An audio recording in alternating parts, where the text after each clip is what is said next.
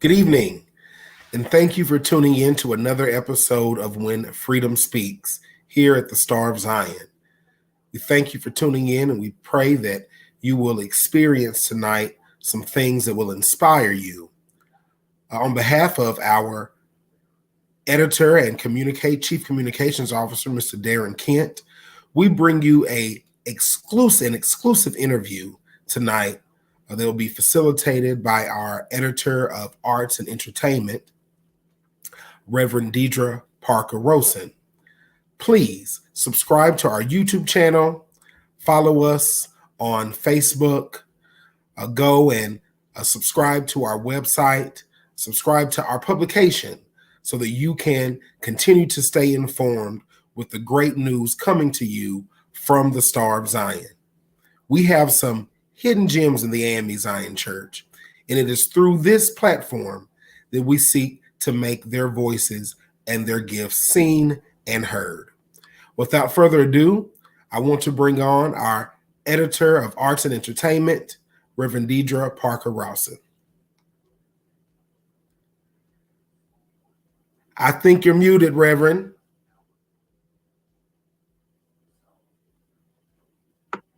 Why do I do this every time? Every single time. We're going to get the hang of it. Amen. Thank you for grace. I am so excited to be here, Sam. It's good to see you. You are looking well. Good to see you as well. And please know that our continued prayers are with you and your family. Thank you so much. I really appreciate that. So what are we exactly going to be talking about tonight? Well, Sam, I am so excited about what we have tonight. We have one of our very own pastors, an A.M.E. Zion pastor, who is doing something great, and there is a documentary. So I just really am excited. I'm so excited about this. And what is up, Zion Nation?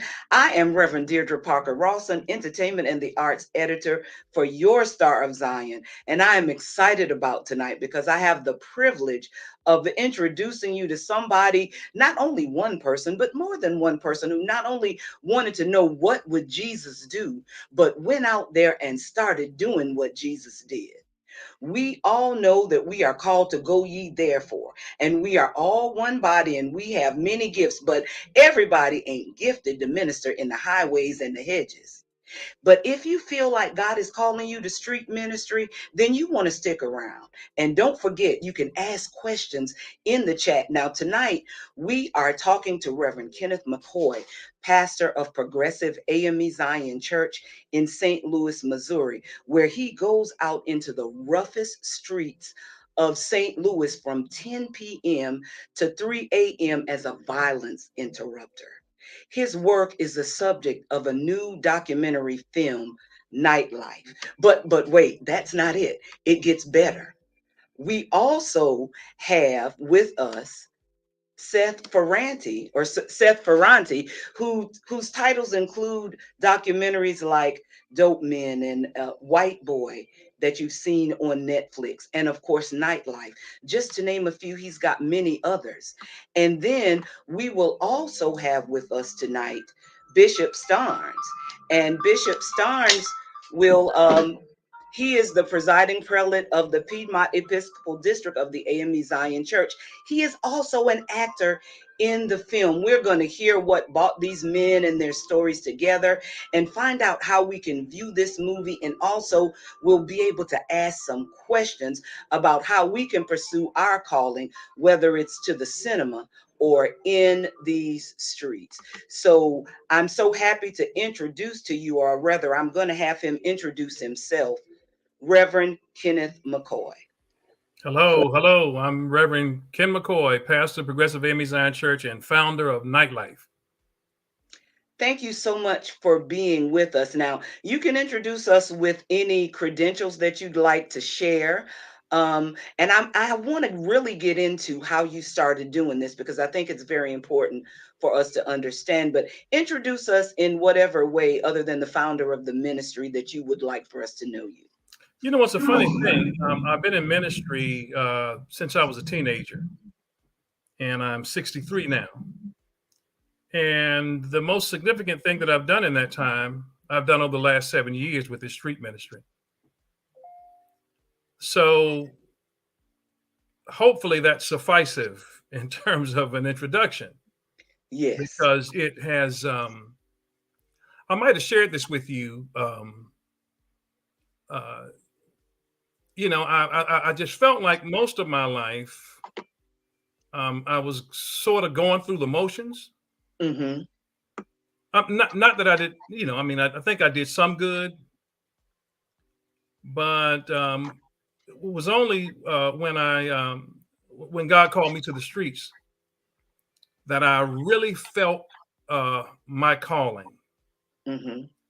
Not because there's some lack in God, but perhaps that's when I started paying attention to God. Mm-hmm.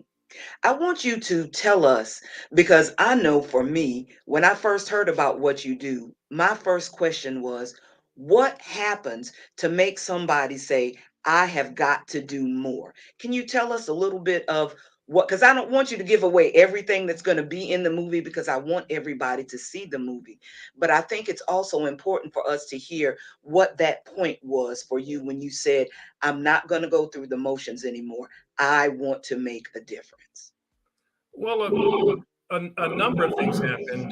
Probably the thing that compelled me the most, I had a young man who joined my church. He was 14, and he joined the church. And his grandmother came and joined the church after him. And I mean, this guy was just a very charismatic young man. All the little girls liked him, so my Sunday school blew up. And there was some kind of custody battle, and he had to move into St. Louis City. We were in the county, and he had to move into St. Louis City. And he got caught up with the wrong guys. Somebody talked him into robbing a drug dealer. Well, no, not robbing him, but burglarizing his home. And anyway, they caught the young man. The guys that talked him into doing it snitched him out to the guy he robbed or burglarized, and they took him to an abandoned garage, beat him nearly to death with bats and pipes, rolled his body up in a tarp, and threw him in a ravine. And I think that was the defining moment for me when I just, and even, as I eulogized him, and I've been preaching for a while, so I can do a pretty decent eulogy. But after I gave that benediction, and his aunt had just collapsed on the floor, she was just crying. I mean, it was a hard day. And after I gave the benediction, I remember thinking to myself, I just made all these pronouncements and declarations and benedictions and blessings, and I'm sending these people back into a world that I personally don't feel as if I've done enough to change. Now, I don't want to stop you, but I want to bring the other. I'm sorry. That's okay. I want to bring the other guys in because I want to talk about how we got to the point where your ministry took off. So I want to bring in Seth, and I want to bring in Bishop Starnes. Good evening, gentlemen, and thank you so much for thinking it not robbery to spend some time with us. Bishop Starnes, if you don't mind, I'd like for you to talk about what this ministry means as far as what the Great Commission is and how this looks in comparison to the Great Commission to go ye therefore and reach all nations, if you don't mind, sir. Thank you for that question. We know that the Great Commission of our Lord and Savior Jesus Christ is to go into all the world and make disciples of all nations. And sadly, that mission has been reduced by many churches to go into the safe world and make disciples of those who there's no challenge to disciple. Reverend McKoy has taken seriously the full impact of that Great Commission. And not only has he pastored for many years, but as he has said in the last 7 years, he's given full energy to taking the gospel and taking the love of Christ to those areas of St. Louis that many people avoid. And it was my pleasure and privilege to serve with Reverend McKoy as his presiding bishop and to see firsthand the lives that are being touched, the light that is shining in a very dark place. Mm-hmm. And what touches me the most, he wasn't just doing this for a weekend or a week, a month. He has been doing this for 7 years. And so I just have been inspired by him and those who walk with him. And so he is truly living the Great Commission. Thank you so much. Now, I want to go to Seth. I hope you don't mind if I call you by your first name. We've talked enough. I feel like we know each other. So that's okay. I want you to talk about how you heard about the work of Reverend McKoy, because I believe that God creates serendipitous meetings between preparation and opportunity. And I know that your preparation was actually the war on drugs. And I want you to talk about that a little bit, and then talk about how this brought you to the knowledge of the work that Reverend McKoy does. Yeah, well, my background is I'm basically a military brat. I grew up in the suburbs. I grew up pretty comfortable, middle class. But, unfortunately, as a teenager, I got involved with cannabis and psychedelics. And due to the war on drugs, I got a 25-year sentence as a first-time nonviolent offender in 1993. And I served 21 years straight in federal prison. I got out in January 2015. But, what I noticed when I got in prison, because especially like in the 80s, that they push like different political agendas and stuff like that. And really, as we've all come to know now, 25, 30 years later, everybody can pretty much say that the war on drugs targeted African-American people, from the crack era. And then after that, and, I can speak to that because when I first went into federal prison in 1993 on the East Coast, it was 75% Black. And it was all young kids like me. And, there's always some bad seeds in every race, but most of the people, I mean, they were just trying to make money. They were caught up in the streets. They were caught up in the life because in the areas where they grew up, in the areas where they lived, there was a lack of resources. There was a scarcity of resources. There was no money going into these areas to give the people that live there, an education, jobs, any type of future. So I knew all this, from being in prison and getting out of prison. I wrote a bunch of books on gangsters, mafia, prison gangs and stuff, like 25 books in prison. I got out. I was doing a ton of journalism. I was writing for Vice, like national publications. And there were all these big, like sweeping gang heroin indictments, like around 2015, where they were just locking up like, 100 kids, in these neighborhoods where the Reverend Kim Mccoy walks. And I was looking at this and, like I say, there's a couple shot callers, gangsters, bad guys, but most of the people on these indictments were just kind of, kids that kind of lost their way. Maybe their fathers were dead. Their fathers were in prison. There were no male role models except for the gangbangers, and the gangsters. So they kind of fell under their sway. And, they're giving all these young kids, 10, 15, 20 years. So I saw this. So I started exploring. I wanted to write an article about this because I'd seen it happen like in Queens and in Brooklyn, how they do this thing called gentrification. They go in these neighborhoods, they indict all the young men, they put them in prison. Oh, yeah. And, the corporations, the big developers come in and they turn them, into these fancy places to live. So I was thinking, like, are they doing this to North St. Louis? I didn't know for sure. So I was interested, and I had a friend, a lawyer, a very prominent lawyer in St. Louis named Darryl Piggy, that I was friends with. And I told him, I was like, look, do you know anybody in North City that I can talk to, to kind of explore this and talk about this? And he took me to the Reverend Kim Mccoy, and that kind of started everything. So when you met Reverend McKoy, how long was it before you said this is a documentary? How long did it take you to see?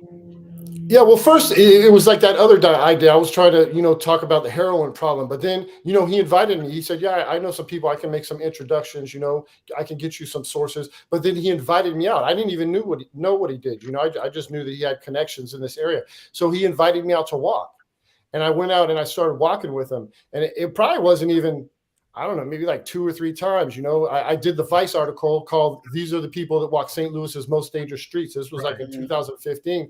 And then me and him started talking. And first I was thinking, like, maybe I could do like a little newsy piece for Vice, like a little 30-minute, kind of newsy piece about what he's doing. Because at this time I'm trying to build, I want to be a filmmaker. I'm a writer, but I want to be a filmmaker. So I'm trying to look for stuff, that can generate interest and can also put a spotlight on stuff that is wrong with our country.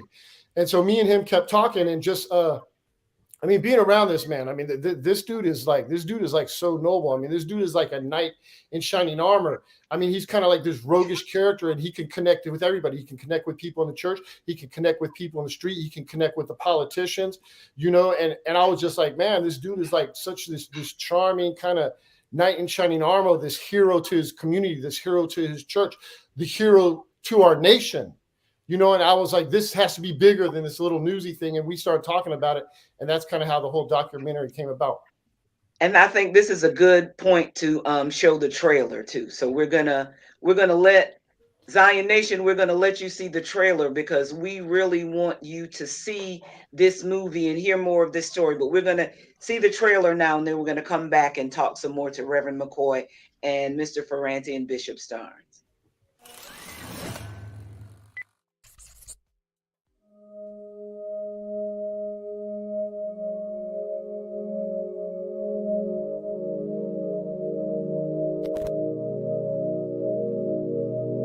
I seen all these bombed out buildings, all this violence. What are you doing? This is your neighborhood. These are your people.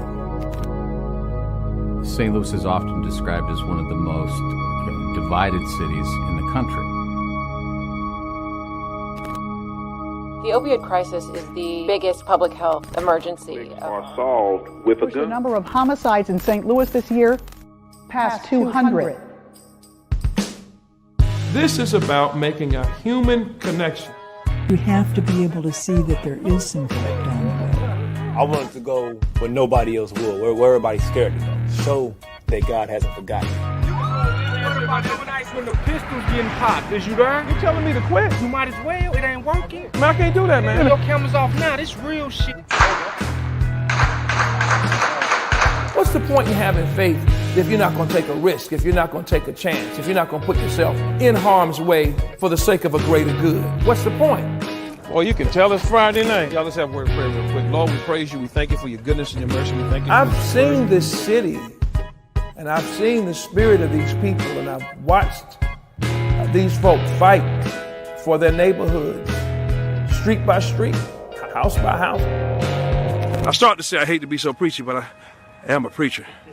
But anyway, we're just so blessed. Say hi, Reverend Brown. Hey, everybody. Hello.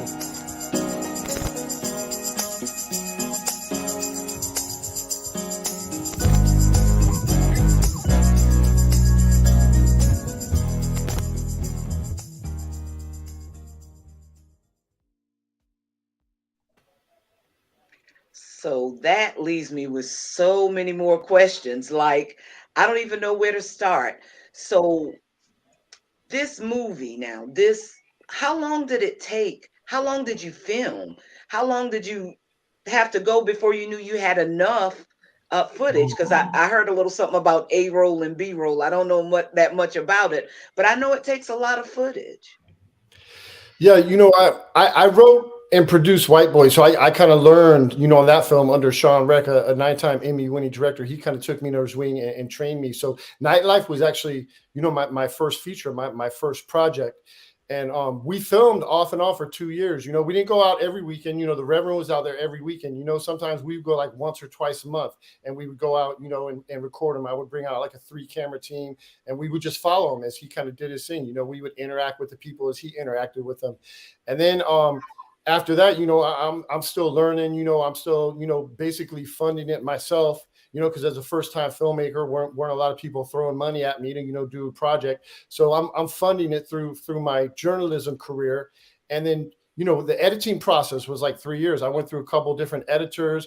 You know, people didn't have the same vision as me. So, you know, finally, I started working with a guy that I'd worked with before, Levi Barnes, and we just crafted it. You know, we just kept crafting it. But, you know, it's not, we weren't getting paid to this. This was like a labor of love. This was like something, you know, like we made White Boy to get White Boy Rick out, you know, and I made Nightlife because I want to show the world, you know, that the people in these communities are people, you know, they want to marginalize these people or stereotype these people, you know, and it's not just the, you know, it is the color of the skin, you know, and the racial injustice and oppression and all that, but it's also, you know, oh, they're drug addicts, they're gangbangers, you know, they're this, they're that. These are people, man. And that's really, I knew this from being in prison because I was locked up with these people, but I also learned this even more from Reverend McKoy, because he was like, you know, he has these things he says, he's like, we meet them where we're at.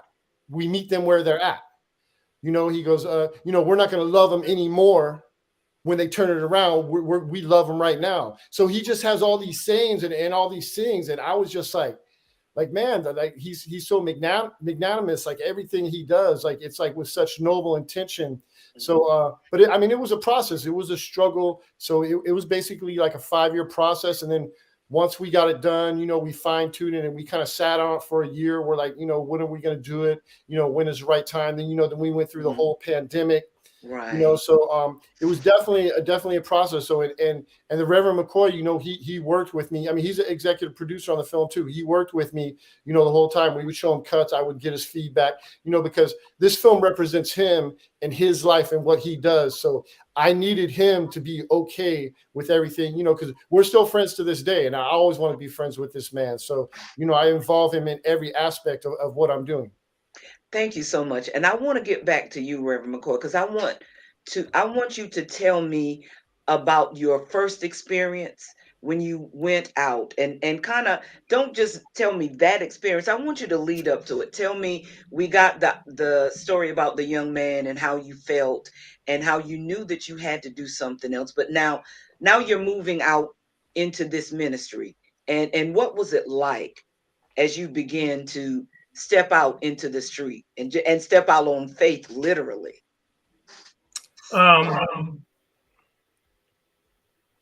It was terrifying. The first night I went out by myself because I just wanted to see what I would be inviting other folk into. And so I went in this really bad neighborhood. I mean, don't try this at home, please. But I went in this really bad neighborhood, and I didn't have a clergy collar on, or I didn't have anything that distinguished me.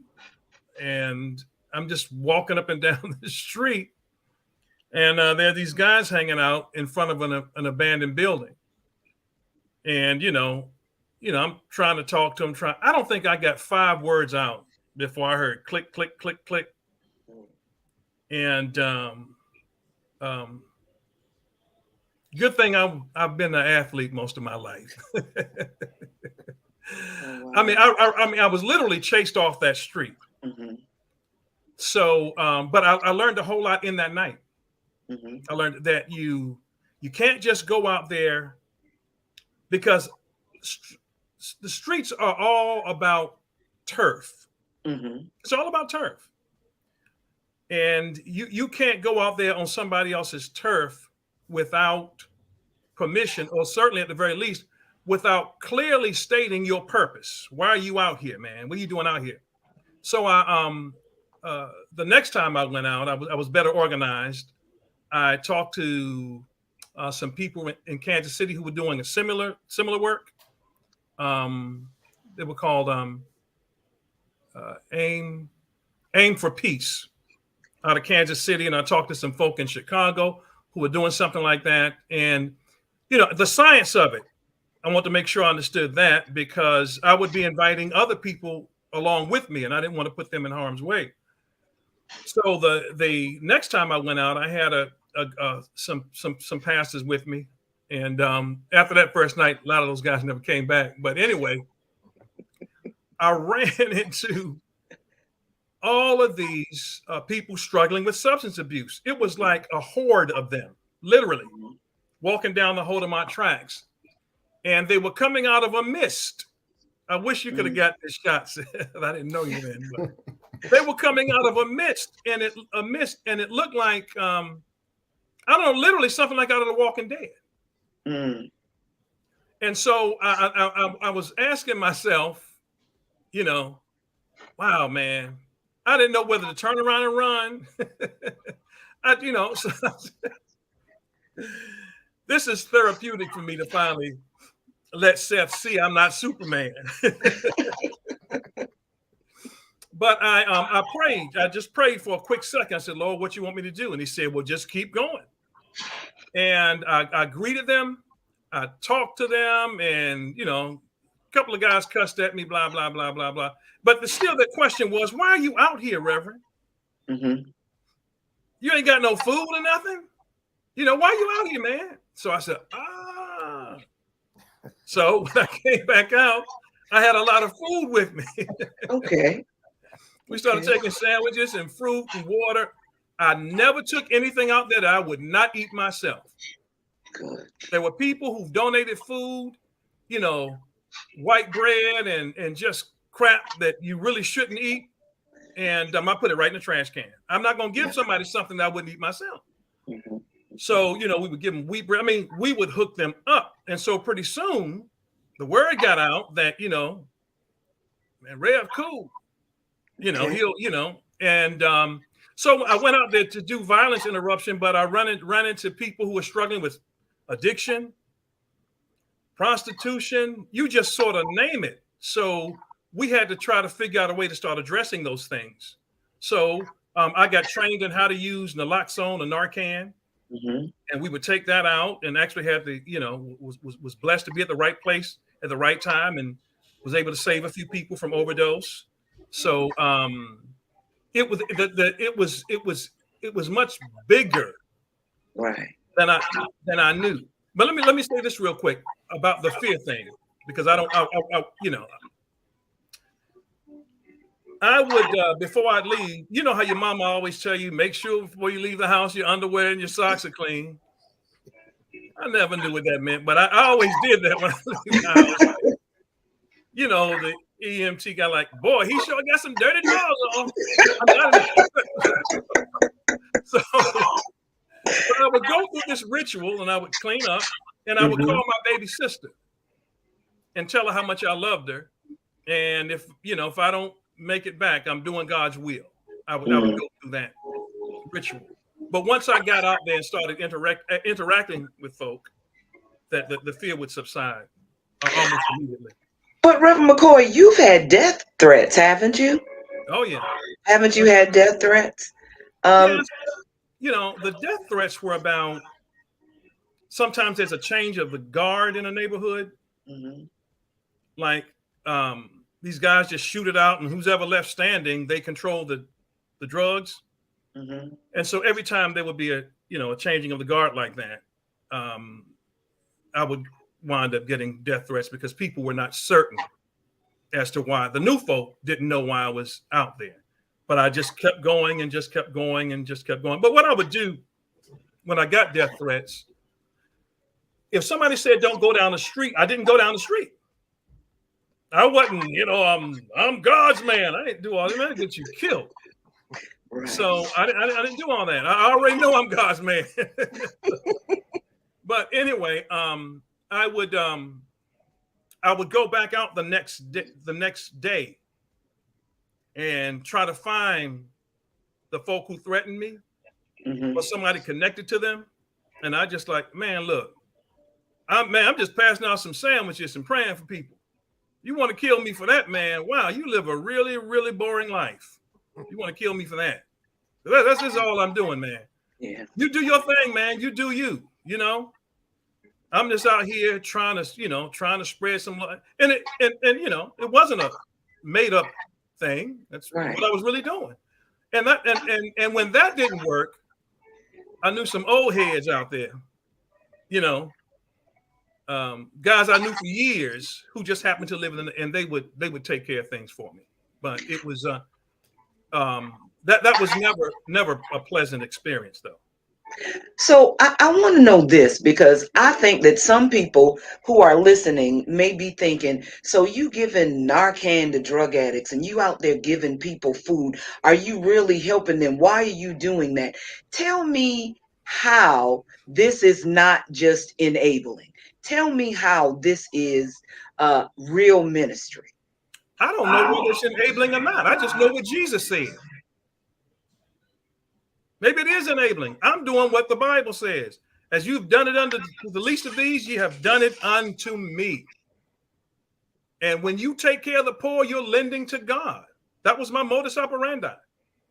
I think, it's unfortunate when church folk feel that way.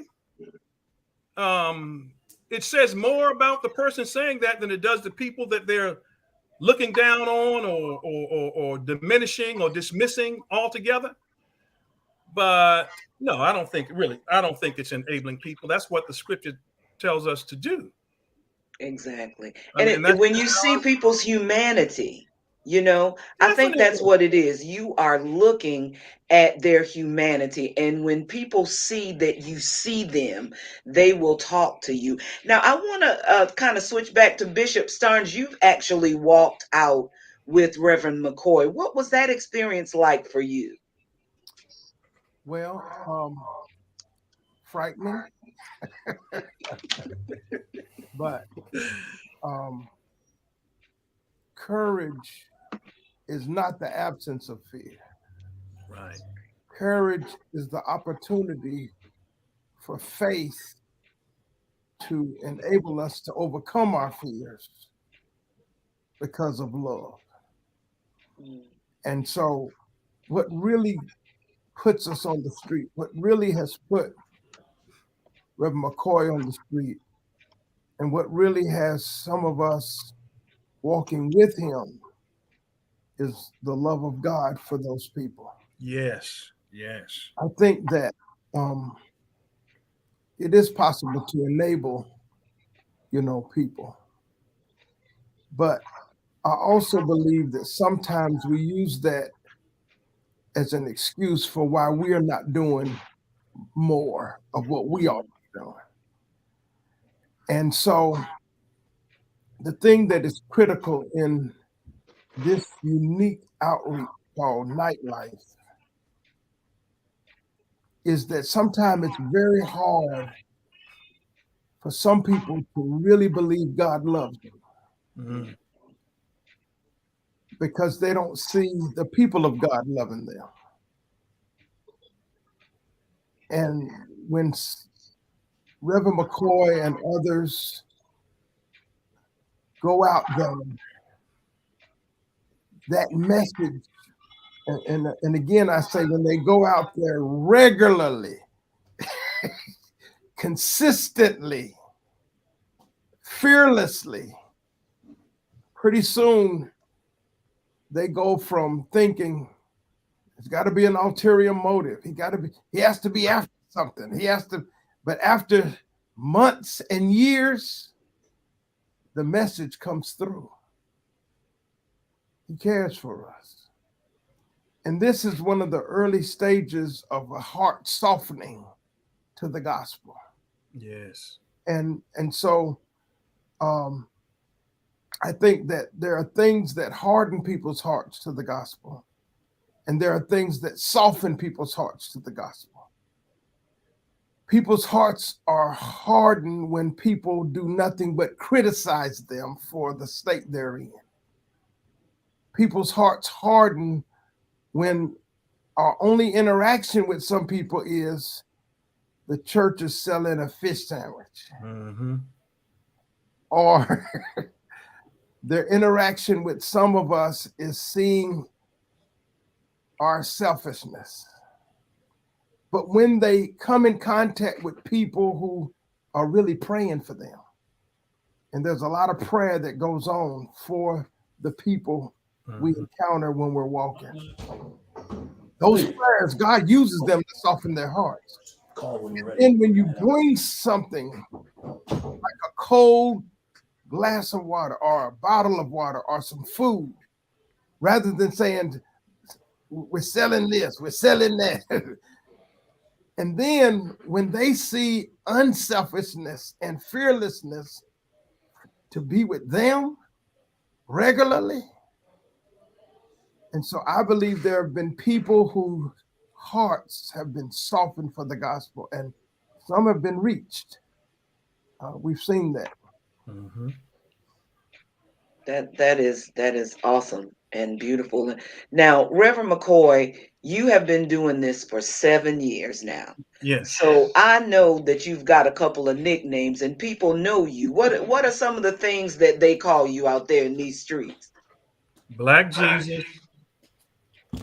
Probably the first one was Black Jesus. The most unique one was Eli. You know, the character in the book of Eli. Yeah. Yeah, it's this one community. That's what they call me. They call me Eli. But you know, I have to say that. Do you know how when your children or your grandchildren say "Daddy," Mm-hmm. and how I don't care what you're doing, it just sort of does something to your heart. They just want to have a brother or sister who's homeless or addicted say "Pastor." Mm-hmm. Mm-hmm. I can't tell you what that does for me. Oh, my mind. For them to recognize, to give me the honor, the honor of being their pastor. It's overwhelming. It is absolutely overwhelming. It's worth going into the streets just for that. I'm telling you, it is the most incredible thing. You know, sometimes I feel better in those streets than I do in my pulpit. Wow. I really do. Wow. So I want to ask both of you gentlemen about what instruction or what advice would you give? And you too, Bishop Starnes, what advice would you give to somebody who is about to start something that's different from what they're used to, something that is dangerous, something that is life altering? What kind of advice would you give them on starting? I know one of the things that you said to me, Reverend McKoy, when we had our first interview was you said it's more will than skill. Yes. Talk to me a little bit about that too, as you give us the advice. It definitely is. And what you discover is, I would say, don't allow what you don't have to stop you from going forth with that, whatever that ministry is, because God's going to provide. If he's giving you the burden to do it, he'll give you the resources to carry it through. The other thing, you are not going to get help and support always from where you should get it from. So don't make that an issue. Don't make that. That's good, cool. I don't know. Pray about it, but don't make it an issue. Because the people who walk with me the most, to be honest with you, is a white Episcopal priest. A white Episcopal priest and a white developer. So I mean, I'm not going to cast them aside because they're white. You know, they're risking their lives. So you're going to get help. You're going to get what you need, but you may not always get it from where you think you should get it. You'll get it from the right place. And the work itself, I have sort of resisted big grants and things like that. There's always somebody wanting to meet with me about giving me a grant or something like that. But, you know, you hear sometimes that, well, you're going to have to tone the Jesus stuff down some because of the grant and because of this and because of that. So I'm still praying about it. But the reward is touching lives. That's the, you know what I'm saying? That's the reward. And seeing somebody that you met in the street cleaned up. Mm-hmm. And I've had people to approach me, man, you saved my life. I had no idea who they were. I just do. But it was somebody I met in the streets that I witnessed to. I did not go out there thumping a Bible. I didn't do that. I did not do that going out there. My buddy Lewis almost got us killed one night because we ran into this guy who had backslidden. And he said, man, you know, you're going to burn in hell and blah, blah, blah. I'm like, oh, my God. But we're going to wind up in heaven before he get to hell. You keep talking like this, man. And so I don't go out there assuming things, judging people. The work itself, you know, is its own reward. Mm-hmm. And let me say this real quick. There's more to ministry, young preachers or new preachers or whatever you are, than sitting behind your pastor every Sunday, hoping he'll let you preach or read a scripture. That's not ministry. That's not what God called you to do.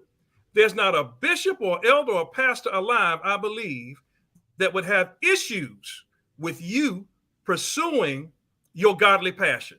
I don't believe there is. I've gotten nothing but support from the episcopacy with this work. You're not called to just sit there in that pulpit every Sunday.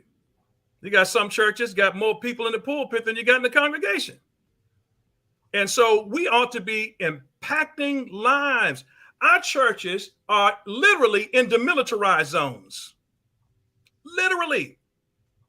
And we just walk by those people and drive by those people as if they don't exist. But there's plenty of work to be done. But be true to your calling. Yes. Be true to your calling. You know, God didn't call you to just sit around and do nothing.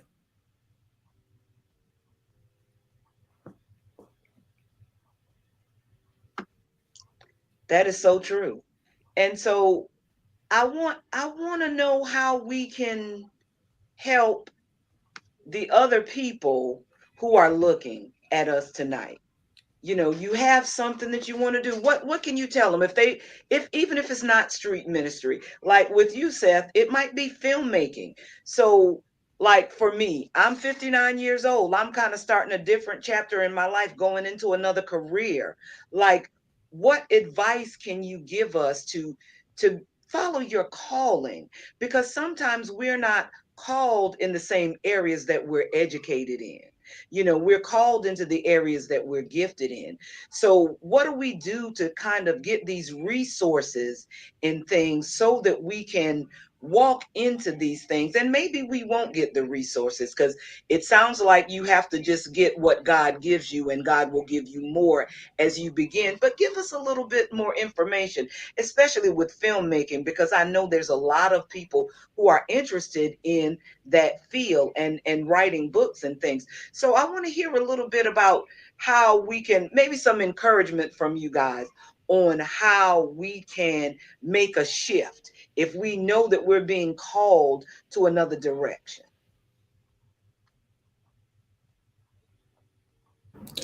First, I would say first, you got to have the courage to stand by your convictions, because, I mean, if you don't stand for anything, you can fall for everything.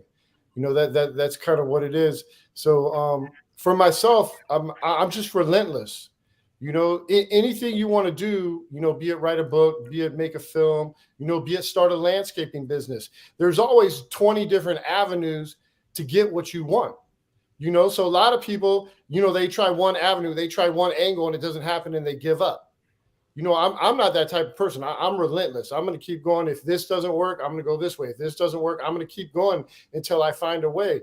So, you know, you have to want it, man. You have to put in the work. You have to be relentless, and you just have to go get it. You know, and that's always served me well. I believe like almost like I manifest stuff. You know, I put it out in the air. I say I'm going to do this. Even this film. This film took forever, you know. This was like 6 years in the making, you know. I'm sure Reverend McKoy, sometimes he was like, man, is this dude ever going to finish this film? No, I actually gave up. I gave up at one point. Yeah. I mean, it took so long, you know, but you know, that was because, you know, I didn't have the resources that I needed it all the time. And also I wasn't happy with the product. So until the product was where I wanted it to be, until the film, the story was where I wanted it to be, I didn't want to put it out to the world, you know? So you just got to keep doing what you want to do, man. And it doesn't matter if it takes a year, you know, 5 years, 10 years. I always say too, everybody wants to put like goals, like I'm going to be here in 2 years. I'm going to be here in 5 years. I'm going to be here in 10 years, man. Just get to where you're going when you get there. You know, it's most of the time it's going to take a lot longer than you thought. You know, there's no overnight success. We hear all the time they call somebody overnight success, and then you talk to the person, they're like, well, I've been doing this 10 years. Right. You know, so there is no overnight success. There is no instant gratification. If you want something, you have to do it every day, and eventually you're going to be recognized for what you're doing. I think you're on mute. I think so. It sounds like you're saying sometimes you got to grind in the dark before you step into the spotlight. Definitely. Yeah. So that's Bishop Starnes. You want to give us a little bit of encouragement on how we can follow a shift if we're being led differently? Yes. Thank you for that great question. And I want to thank them for those great answers. But I will kind of look at it from a church point of view. And I will say that it's important for us to understand that sick and dying churches are inwardly focused. Mm-hmm.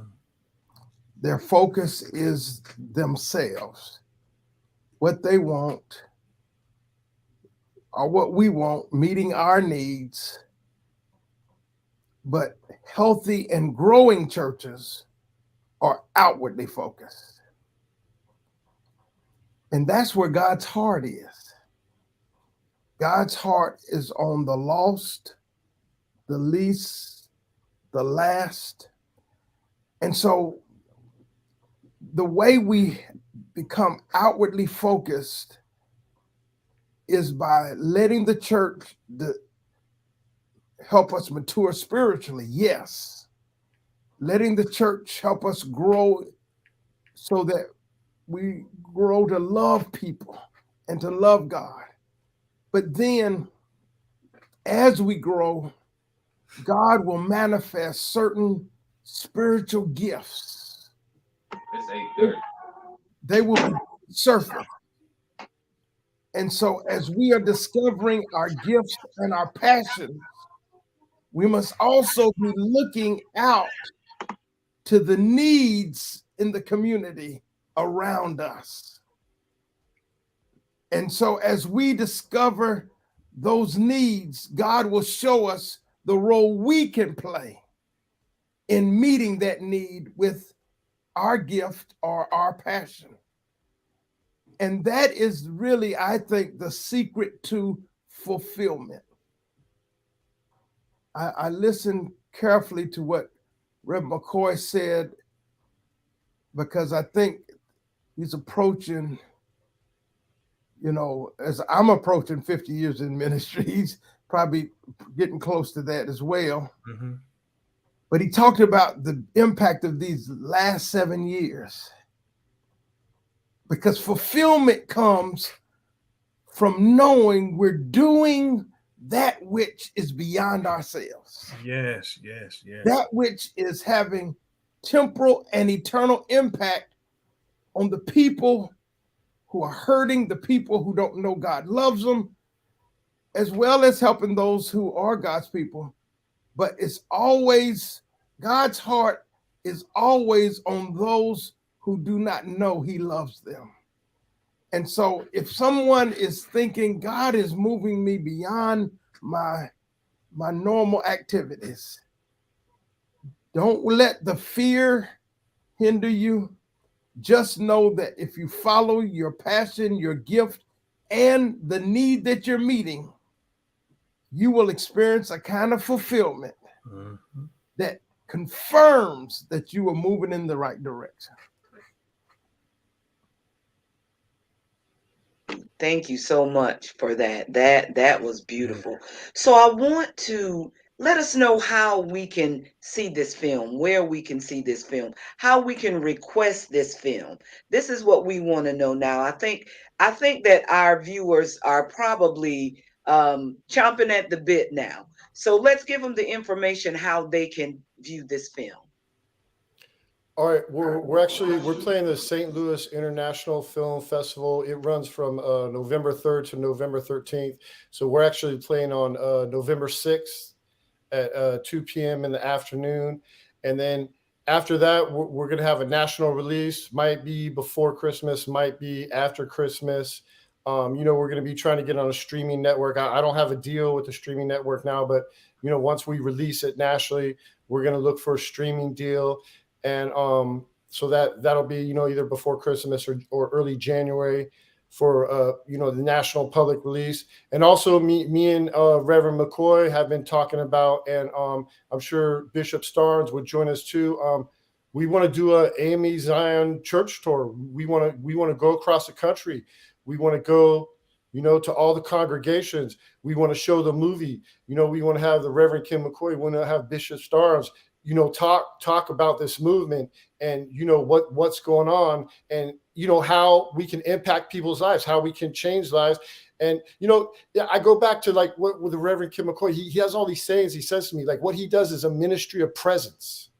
It's a ministry of presence in the streets. And also what he says, he says all the time, he says, I love my people more than I'm scared of them. And I mean, these are just real impactful things. If more people would think like this, and I'm not just talking about people in church or A.M.E. Zion, I'm talking about in the public, in general, and across our whole nation. If more people would think like this, man, we could change people, we could change lives. We can get the resources we need in these areas, and we can make a difference. To me, that's what this film is about. Because what these men are doing is they're making a difference and they're putting their lives at risk to make a difference. And so, I'm just a journalist, I'm just a documentarian. I'm recognizing what they're doing and I'm documenting it so other people can see. But, that's what I want to do. Once we release nationally, I want to go on a church tour, and I want to go with these men and I want them to, talk about what they're doing. And I want to show the films to congregations across the United States. Okay, I want to just get some final thoughts, and then we're gonna see our communications officer, Darren Kent, is gonna talk to us. He's gonna come on. But what would you like to leave the audience with? What do you want them to take away from this, and what do you want them to know about the film? Who are you asking? Reverend McKoy. Oh, I'm sorry. That's okay. I wasn't specific, so that the film is a witness, and that what we do is nothing lofty. Jesus said that I no longer call you servants, but I call you friend. And essentially, what we're doing is we're just using that model where the outcome will be that we have made a real connection. We have recognized somebody's humanity and we have embraced their humanity and we have availed ourselves to them. And that's hard work. That's hard work because you'll get disappointed. Because, people, when they're in their cycles, they're just in their cycles. But that still does not excuse us from doing what we ought to do. I do want to take this time to thank my Bishop Michael A. Frencher, Mrs. Galenia Frencher, our missionary supervisor, who have been supportive with this work. And again, I want to reiterate this. There's not a bishop in this church that will stop you from pursuing what God has called you to do. That does not exist.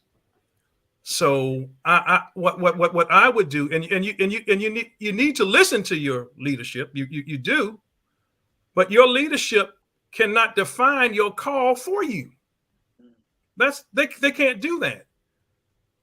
So get in touch with what God has called you to do, and do it. And I promise you, your leadership will support you.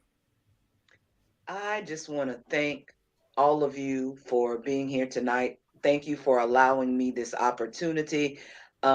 This film and the ministry of Reverend McKoy is proof that God is still sending hope in these streets.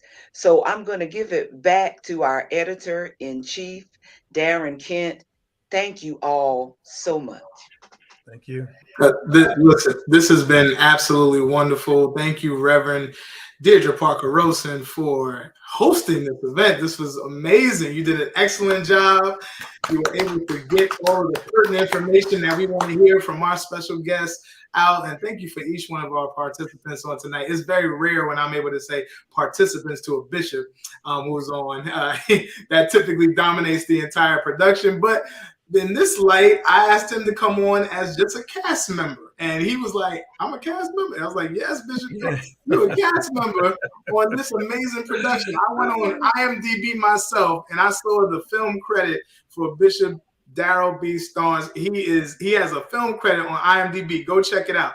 That I don't have a film credit on IMDb, and I've been working toward that my whole life. So I love the fact that I've always wanted to be in pictures. Thank you. There you go. You live and in person, Bishop, and thank you all. I mean, this is an amazing. Reverend McKoy, your ministry is outstanding. It's relevant. It's applicable for what we're doing in today's age. And I know that we're able to see it in this light now and appreciate it on screen. So it's going to bring more visibility to what needs to be done. And the way that you're blessing people is just amazing. So kudos to you. Thank you for all that you're doing. Thank you, Mr. Ferranti, for first of all, linking up. I have one question. How did y'all meet? Like, how did this relationship occur in the beginning? Were y'all at a what? Just take us. No, it was. I mean, there's this lawyer that both me and Ken worked with. This real, prominent kind of grassroots advocate lawyer named Darryl Piggy, who he's also an executive producer on the film. And I was friends with him through a law firm that I worked for when I first got out of prison, and he had worked with Ken for years. And so when I was trying to do this article, about what was going on with these massive, gang indictments in North St. Louis, and he brought me to Ken, and that's how it all kind of happened. And he's been involved. Darryl Piggy has been involved in this process, watching cuts of the film and kind of giving me his advice the whole way too. So you can thank Darryl Piggy for this film and me meeting Kim McCoy and getting the word out. I know he would still be doing what he's doing regardless of the film or not. That's right. But I feel blessed that I'm able, to document this and take it to the world, because I mean, this man deserves, like I say, I've said it.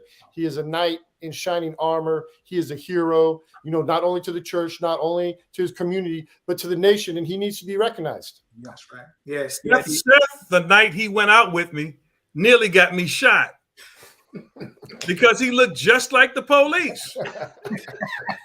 You look like he looked just like the police. You sound like you almost been shot a bunch of times. No, I'm telling you. And we walked down there, and the guys actually stood around us. Man, Rev, what was this you bringing up in here? And we were talking. I hadn't realized that we had walked down into the heart of the neighborhood. We were just sort of walking and talking. Yeah. And these guys, man, you brought that police dude down here. Imagine that. Imagine that. Yeah, really.